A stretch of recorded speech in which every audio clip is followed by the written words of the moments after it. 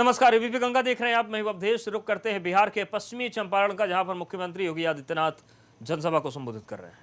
आयुष्मान भारत के अंतर्गत मोदी जी ने 5 लाख रुपए की स्वास्थ्य बीमा का कवर भी उपलब्ध कराया। और भाइयों बहनों, इस कोरोना कालखंड में 80 करोड़ गरीबों को निःशुल्क खाद्यान्न उपलब्ध कराने का काम भी कोई कर रहा है तो प्रधानमंत्री मोदी जी कर रहे हैं और बिहार के अंदर नीतीश कुमार जी कर रहे हैं। कांग्रेस और राजद के समय तो ये गरीबों को राशन क्या देते तो पशुओं का चारा सेनी चढ़ कर जाते थे। इनसे क्यों उम्मीद करते हैं आप? और हमने तो जो कहा वो करके दिखा दिया। भेदभाव किसी के साथ नहीं करेंगे, योजना का लाभ सबको देंगे, सबका साथ और सबका विकास, यही तो राम राज्य है, यही राम राज्य है। हमने ये नहीं कहा हम जबरदस्ती अयोध्या में मंदिर बनाएंगे, हमने कहा कोर्ट फैसला करेगा और कोर्ट समयबद्ध ढंग से फैसला जो देगा उसके लिए हम माहौल इस प्रकार का बनाएंगे। न्यायालय ने फैसला दिया और 500 वर्षों की जो आपकी फीस थी अयोध्या में भगवान राम का भव्य मंदिर के निर्माण का शिलान्यास भी मोदी जी ने रख दिया। अब तो कोई ये नहीं कह सकता ना कि मोदी जी ने या भाजपा ने या जदयू ने धोखा दिया है। कोई नहीं कह सकता है। भाइयों बहनों, हमने जो कहा वो करके दिखा दिया, हमने जो कहा सो करके दिखा दिया। कोई भेदभाव नहीं। देश का हर नागरिक हमारा नागरिक है। हमारे लिए पूरा देश एक परिवार है। नीतीश जी के लिए पूरा बिहार एक परिवार है। उनके परिवार का कोई सदस्य, मोदी जी के परिवार का कोई सदस्य सत्ता में भागीदार नहीं है, क्योंकि हमारे लिए तो वसुधैव कुटुंबकम का ये नारा ही हमारे जीवन का नारा है, जीवन का मंत्र है। हम इससे इतर सोच भी नहीं सकते।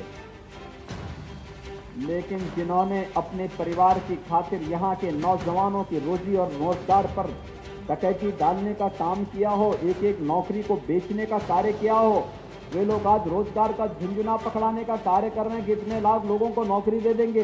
अरे इतने लाख नौकरी आएगी कहां से, तो बताओ पहले।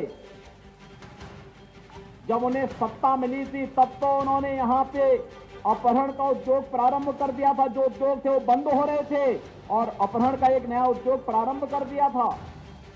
गरीबों के लिए राशन देने की बात तो दूर, मूक जानवरों का चारा ही हजम कर गए थे।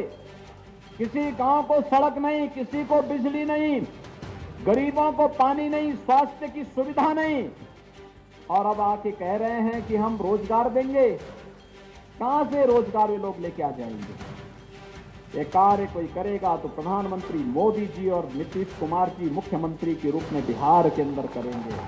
और भाइयों बहनों, इसीलिए आज मैं आपके बीच आया हूं। आपने 2019 में लोकसभा के चुनाव में यहां से सांसद के रूप में सम्मानित श्री बैजनाथ महतो जी को यहां से अपना चुनाव लोकसभा के प्रत्याशी के रूप में सांसद में पहुंचाया। उनकी दुखद मौत हो गई,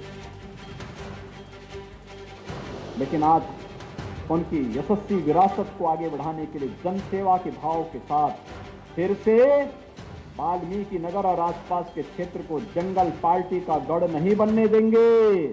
इस संकल्प लेकर के उनके पुत्र सुनील कुमार कुशवाहा और साथ साथ जदयू के विधानसभा के वाल्मीकि नगर के युवा जुझारू प्रत्याशी रिंकू सिंह आपके सामने आए हैं। भाइयों बहनों, ये जुझारूपन है, ये जुझारूपन जनता की समस्या का समाधान भी करने की क्षमता रखता है और जंगल पार्टी वाले लोगों से दो दो हाथ करने की क्षमता भी रखता है। जो जैसे मानेगा,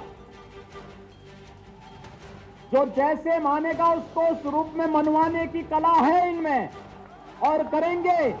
इसलिए भाइयों बहनों, किसी बहकावे में आने की आवश्यकता नहीं।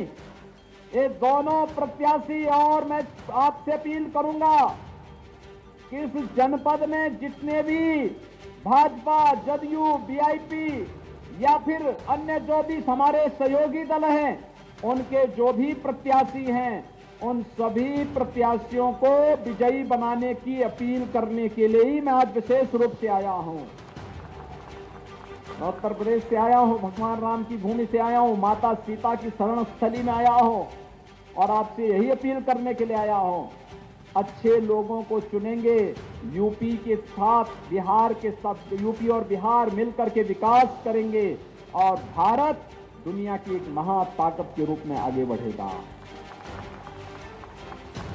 यही तो हमें चाहिए। हमारे भारत का खुशहाली, भारत की समृद्धि जब आएगी, एक एक बच्चे के चेहरे पर खुशहाली आएगी, हर दीन दुखी के चेहरे पर खुशहाली लाना, यही तो प्रधानमंत्री मोदी जी का मंत्र है, यही उनका संकल्प है। इसी संकल्प के साथ वे दिन रात कार्य कर रहे हैं। आपने देखा होगा, पहली बार गरीब को शासन की योजनाओं का लाभ मिल रहा है क्योंकि मोदी जी का संकल्प है।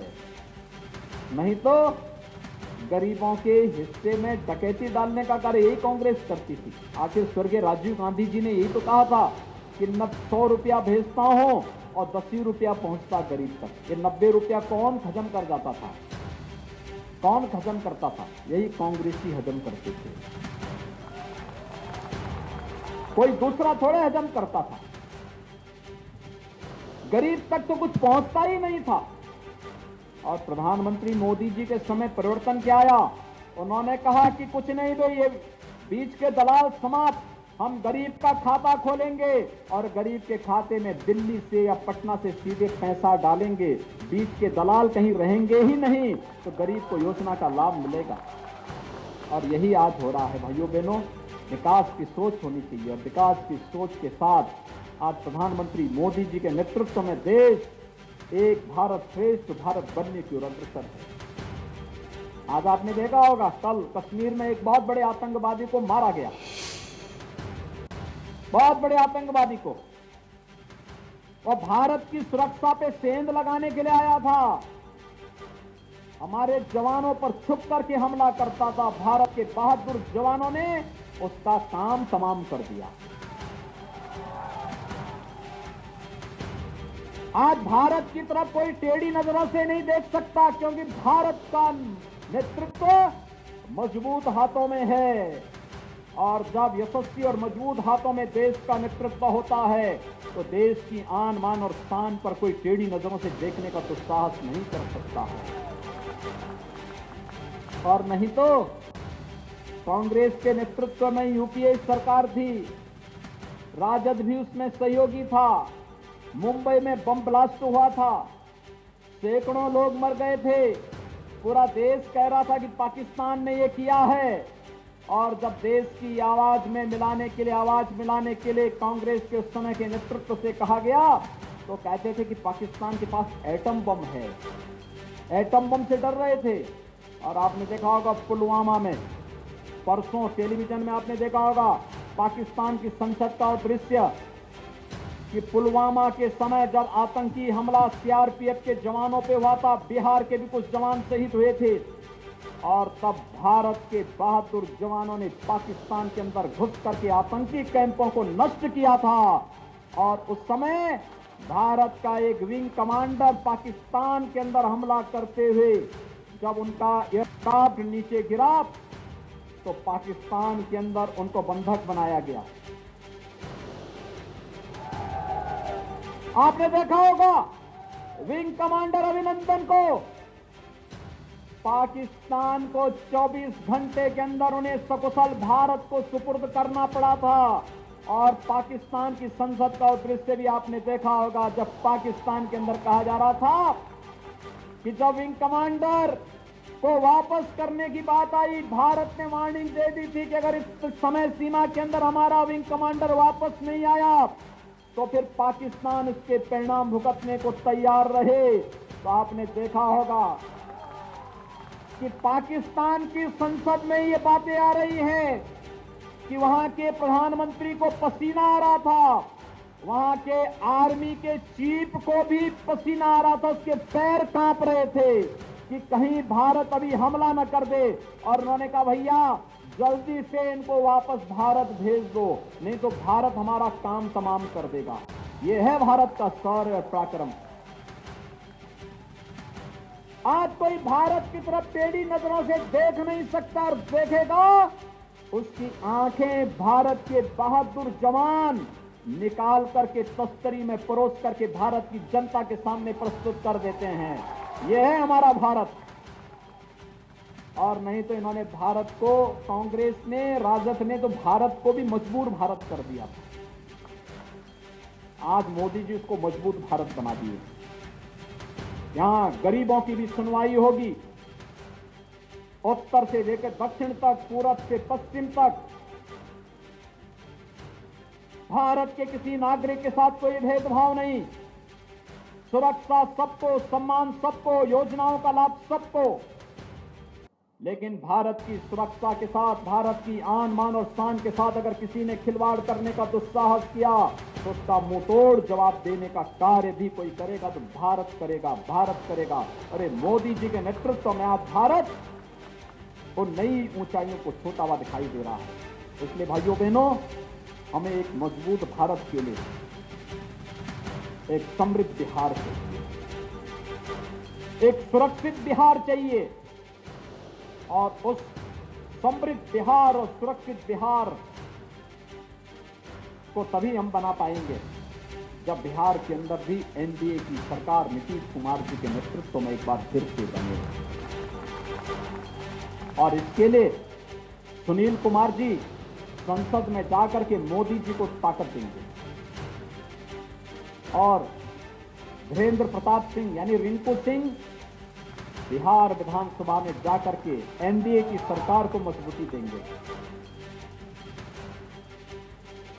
इन दोनों को विजयी बना करके वाल्मीकि नगर को फिर से हमें राम राज्य की उस अवधारणा को चरितार्थ करने के लिए आगे बढ़ाना होगा, जहां की धरती पर लव और कुश ने जन्म लेकर के भगवान राम के सपनों का राम राज्य बनाया था। और भाइयों बहनों, यही अपील करने के लिए आज मैं आपके बीच आया हूं। आप सबसे अपील, जदयू, भाजपा और सहयोगी दलों के हमारे जो भी। तो पश्चिमी चंपारण की जनसभा में मुख्यमंत्री योगी आदित्यनाथ संबोधित कर रहे थे और बिहार में एनडीए को जिताने की उन्होंने अपील की। यहाँ पर वक्त एक छोटे से ब्रेक का है, फौरन हाजिर होंगे।